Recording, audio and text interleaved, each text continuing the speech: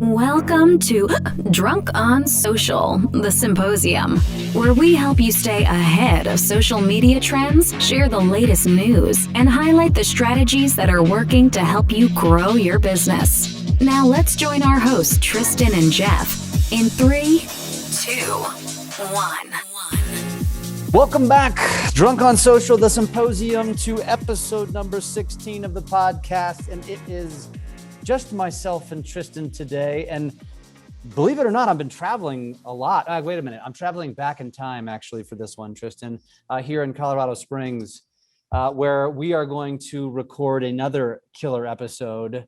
That's going to be episode number 17. We're just going to tease that one. We have a live guest, and you're going to have to come back to episode number 17 to find out who. But today, we're going to talk about some social media news. So Tristan, lead the way, my friend. Let's start with Facebook. I'm excited. I think we always forget that Facebook is still the number one social media outlet in the world, right? They just are. They have the most people. They're not the most visited, but they have the most people, right? Most visited is YouTube.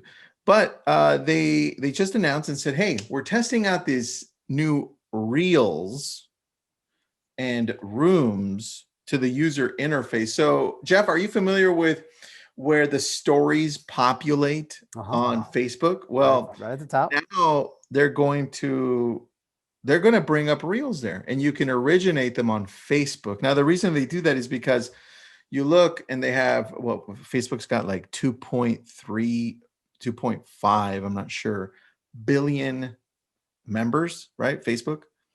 And Instagram doesn't. Instagram's got like a half of that, probably slightly less. So of course they're going to have to bring in Reels to Facebook because some people are not on Instagram, right? And so the idea behind this is, dude, well, that means that you and I who do Reels will be able to push our Reels eventually to the Facebook feed on the Reels section. That's what I'm excited about. So in other words, kind of like how we post to Instagram now, when you post your feed, you post to stories, you can automatically post it over to Facebook. You can't do that currently with Reels.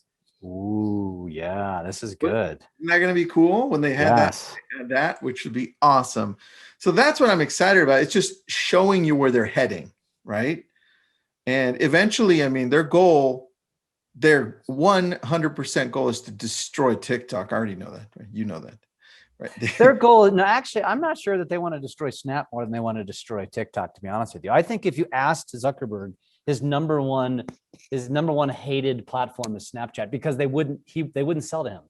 Hold on, let me call him. Hold on. All right, go ahead. Yeah. So shoot him a text. He maybe a while. All right. So next we've got YouTube. All right. And YouTube created this great video. By the way, I'm going to throw it to In so that she can put it into the notes in the podcast, so that if people want to go and take a look at the video, it's right there. But in essence, YouTube said this: hey, here are the key tips on building your channel for your actual audience. All right. So number one, it says build your channel around an audience, right? Of course, you'd think, well, why wouldn't I? And they say, think about who's watching your channel, what they're interested in, and how those interests are likely to change over the course of 6 months to a year, right? So not very long-term here. They want you to just stay in the moment and say, what's happening slightly next? And I think that was important from that one. Number two, find your niche. I don't think people ever find their niche. You know what's interesting, Jeff? You and I have just been trying for years, maybe, on TikTok, and we finally found our niche. We're like, you know what? We feel comfortable here, right? And I think from there we can then grow. So I strongly believe in finding the niche. Number three, watch lots of videos. That's like us saying what we normally say, which is just go out there and spy on the people, right? Consume a lot. Yeah. You'll get ideas, dude. That's why I love Mr. Beast, because he gives us so many. You have to subscribe to Mr. Beast, Jeff. Yeah, I do actually, but I don't watch a lot of YouTube because YouTube's more time consuming, and time's not something I have a whole hell of a lot of. Well, dude, trust me, you're going to be like, oh, what's Mr. Beast doing today? Once you No, he's very entertaining. I rely on you to send me the best because that's what you do. You just send me the best. I'll send you the good ones. You too, in you too. All right. Next, number 4, create and establish your brand. And I don't think we think about this enough, which means really think about what fonts you're using, colors, styles, right? So that when you show up the same every time. Yeah. Right? You know, and I want to mention too, completely off the cuff and kind of a plug for BrandFace, which is a company that we've been talking to. And I had a call with them recently thinking that I had my brand dialed in. And I tell you what, they challenged me and we're going to bring them in to do more stuff with Drunk on Social because I was so impressed with what they do with helping you define a brand. Most of you do not have any brand whatsoever. You're just you, which is fine. But if you really want to take it up a notch or two, this is an interesting point that Tristan brings up, that YouTube now brings up, that you need to define that brand. And there's a lot to it, a lot more than you probably realize. Oh yeah, man. Very true. And lastly, be consistent. I mean, geez, you hear that from everywhere. Be consistent. The easiest thing I can tell you is just put it into your schedule. If you don't have a schedule, set up alarms so that you at least know you need to show up and plan. Jeff, what that's worked really well for me is now I take 2 slots in the week. One of those slots is planning and writing out what I'm going to talk about, just one sentence, right? In some cases, a little bit more outline. And that takes about an hour. And then I have a shooting time, right? Whatever that is, whenever that is. Now that I've written it out, I know what I'm going to talk about. And I find that when I split that up into 2, it's more feasible for me, right? So I don't have to block 2 or 3 hours at a time. I love that. You know what? That reminds me, this is completely off again. It has nothing to do with this podcast. But since you're listening, I'll go ahead and say it. We should actually do an entire presentation on how we plan out because we do it completely different. And I bet you I've been speaking on this a lot more lately as social media cadence. And I've been teaching people like, this is how I shoot video. And this is how I make it easy. And this is how I make it more efficient. This is how I script. And, you know, with the intent of trying to teach people, like, you can actually make it easier because you hear so many people all the time say they get in front of the camera and it takes them an hour, 2 hours because they're taking and retaking and then editing. And I'm like, this is how I've figured out a hack to make my videos go like this. And I can do them in one take and I can bang them out really fast. And I cut out the ums and ahs and all the stuff. We should do something about that. So if you're listening, keep an eye out for that. That's a good point, dude. I think we could probably do something on Social Coach on that. So everybody who's part of Social Coach would definitely jump in on that. If you're not part of Social Coach, sign up right now. It's not expensive. It's fun. And you get us in your pocket pretty much. Mm-hmm. All right, Jeff, Snapchat. Let's go back to Snapchat. It's my favorite app that I don't use only for the filters. That's all I use it for. I mean, I make funny faces with my son and then I snap it and then I save it. And then I send it to my dad sometimes, but that's about it. I might send it to you here and there, but that's about it. They just made a new licensing agreement with Universal Music Group. Why is that important? Well, damn.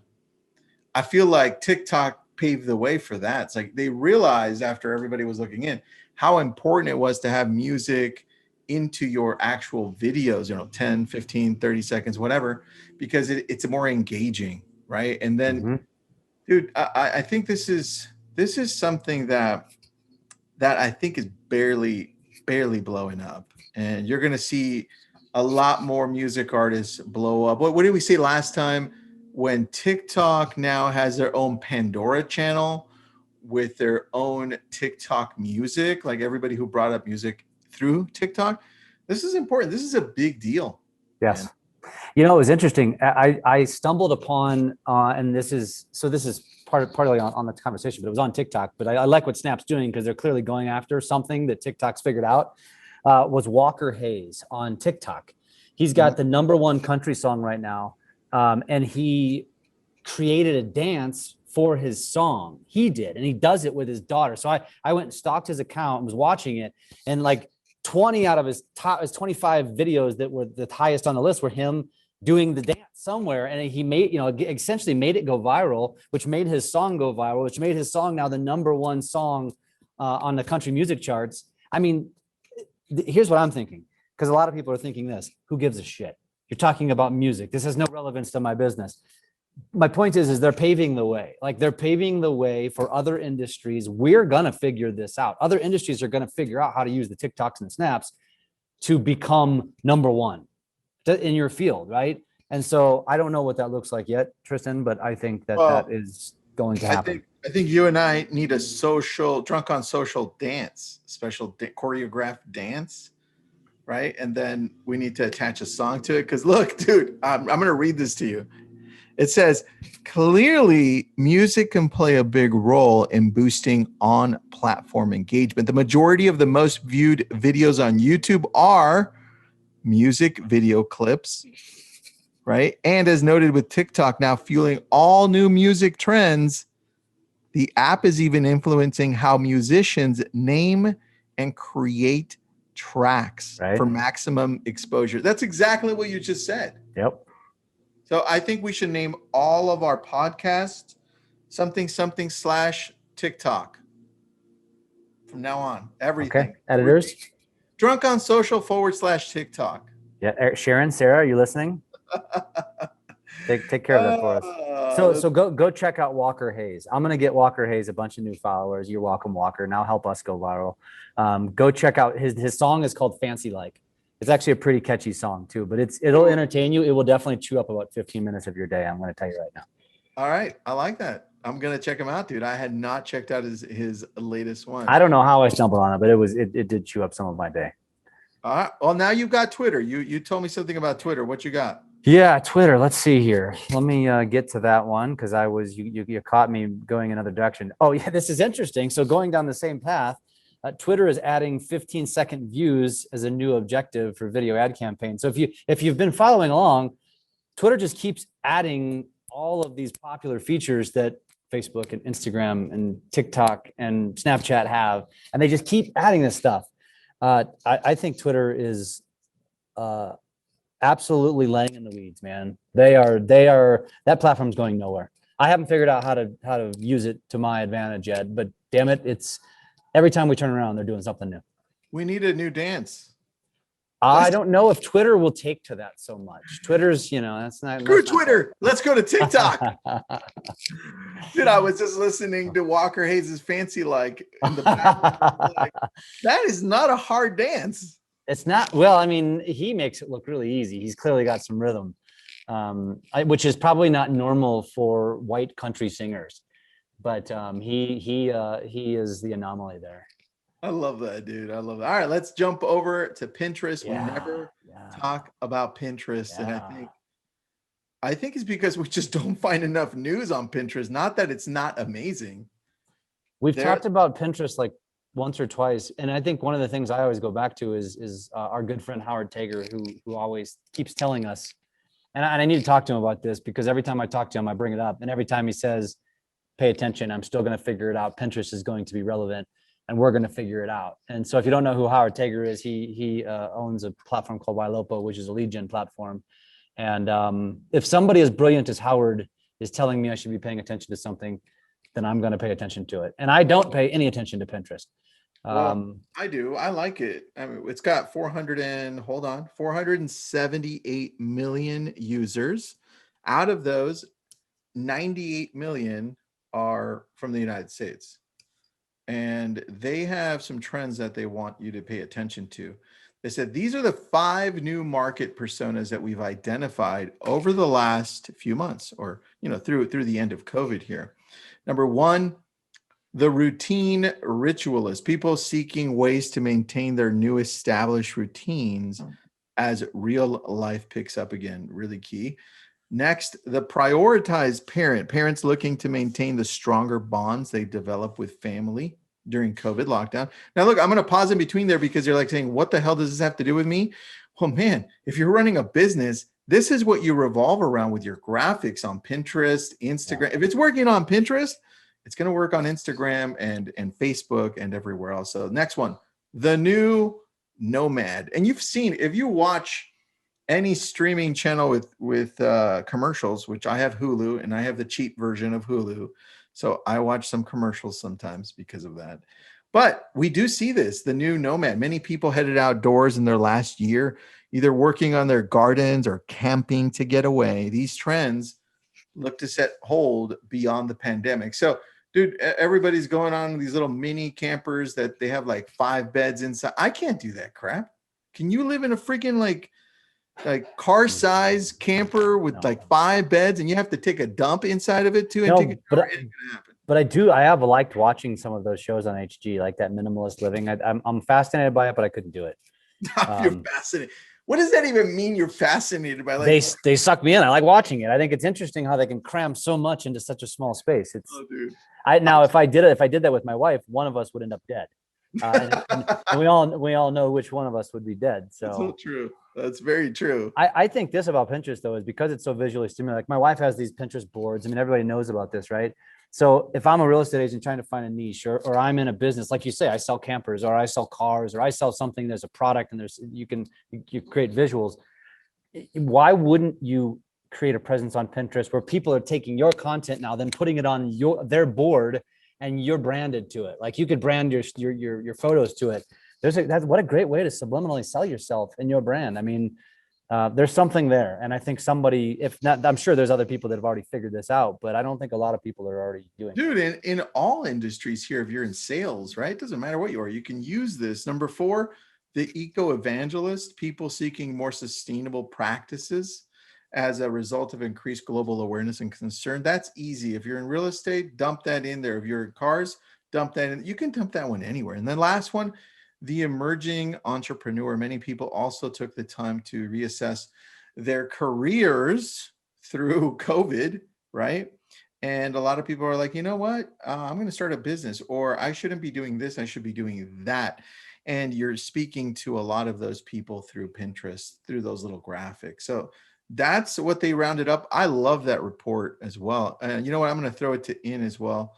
So she has it. So if she wants to share that in, you could definitely do that. And then lastly, we just wanted to quickly mention that Google is going to delay what they were originally going to do, which was the whole data tracking. They were going to say, hey, you know what? We're out with it. We're going to give you a lot more privacy. We're like, wait, hold on just a second.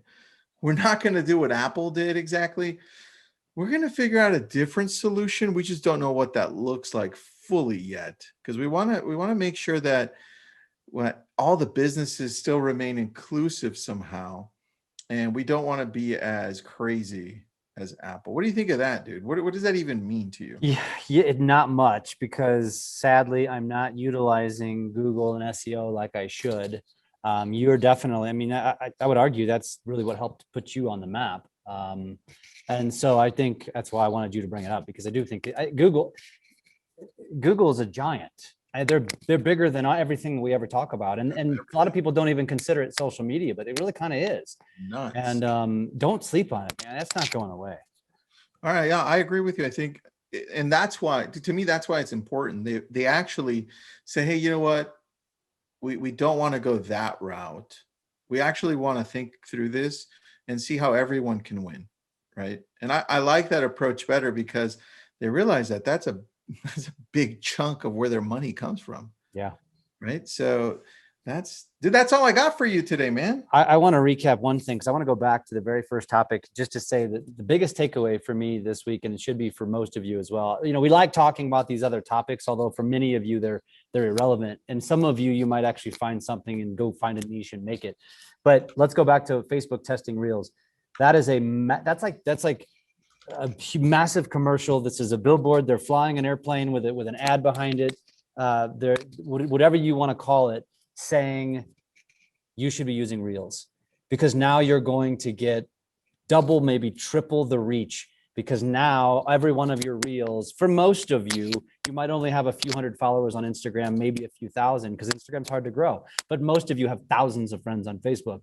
So now you take that stuff you're creating in Reels, which Facebook doesn't have, and now it's going to post back to Facebook. Like, if you haven't figured out how to use Reels yet, you should start using it like yesterday, because that's going to be huge for your reach. Dude, that might be the huge biggest news. That might be the biggest thing they do this year, because that's been the secret of TikTok, right? People remain on TikTok because it sucks you in, right? Mm-hmm. And I think there's no chance for anybody catching up to anything they do unless you copy them. And Facebook is doing that. Dude, can you imagine? Now I'm going to be like, because Shorts still hasn't caught on, right? But Reels, I think, has come a little bit more than anything. Oh, big time. No, absolutely big time. So I think, you know what, dude, Facebook doing this right now they're going to supersede what Instagram has done because they have the eyeballs. And damn, I feel more comfortable always going to Facebook. That's just because, we do that. But this is so smart by Facebook because you have to originate the reel on Instagram as it stands today. And so maybe they're going to add that feature into Facebook, but right now you have to originate in Reels or in Instagram. So they're forcing you to go to Instagram, which is where you should be going in order to then create the reel, which now it's going to be posting both places. That's ginormous. Yeah, I love it. All right, dude. Cool. This has been fun. Don't forget to go, if you haven't gone into your favorite podcast app and subscribed so you get an alert every single week when these come out, you need to do that. Leave us a review. We need those reviews. They really help the podcast. And most importantly, share this. If you don't follow Drunk on Social if you're not in the Facebook group, get in it. If you don't follow us on Instagram, go follow us. You don't follow us on YouTube, go follow us. And then when you see these posts, share them. You as a sales professional in your world can really position yourself as an authority just by sharing the content that we're creating. And so it's right there for you. So go do it. And very true. And if you see us on social, let us know what you like to eat. I want to know. We're going to talk about that on episode 17. I guess I'm hungry. I'm hungry. Sorry about that. That's my fault. Yes. So we'll see you. We'll see you next week. I'll still be in Colorado Springs, and we're going to have a live guest, episode number 17. And Tristan, I will talk to you probably in every day. 5 minutes. Every day. See you, buddy. Bye. Thanks for listening to Drunk on Social, the Symposium. We are here to help you take your business to new levels through social media. Make sure to subscribe to get updates on new episodes and come join us on our Drunk on Social Facebook page. And as always, make sure you leave us a great review on your favorite podcast app. Feedback and likes are very much appreciated.